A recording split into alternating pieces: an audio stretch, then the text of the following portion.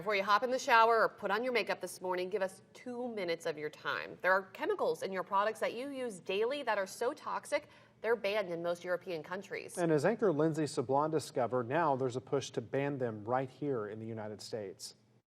A lot of makeup brands or companies that sell makeup brands, they have clean or they justify clean products with labels.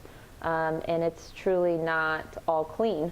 Buying clean products is important for Elena Griffin, who has a baby at home. She started going through her cabinets after learning about endocrine disruptors and how they're in nearly everything we use daily. And I was so devastated because I realized that a lot of the things I had been using or that I thought were healthy were actually not. For fellow mom Laura Friedman, it was a different reason. I was diagnosed with breast cancer in my 30s.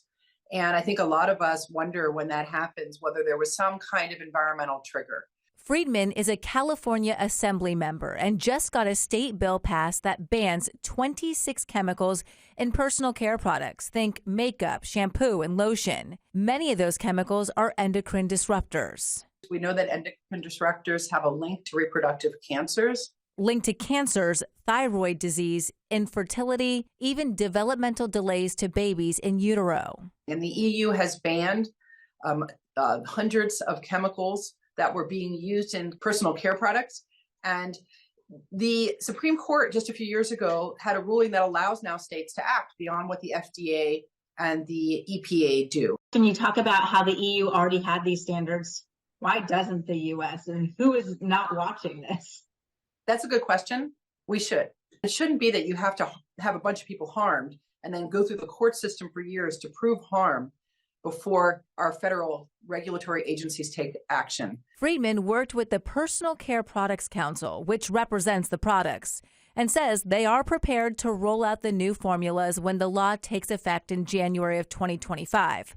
But it's only law in California. Makeup was the most frustrating. Griffin, who lives in Naples, isn't waiting on any law and has this advice. Start so small and pick, and it doesn't have to be your favorite product.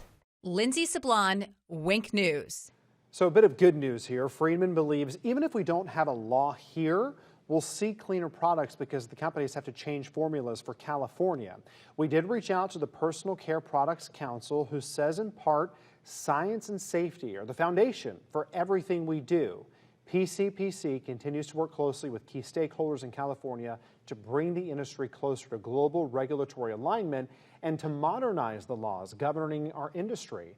That was from Stephanie Harrington, Vice President, Public Affairs and Communications from the Personal Care Products Council.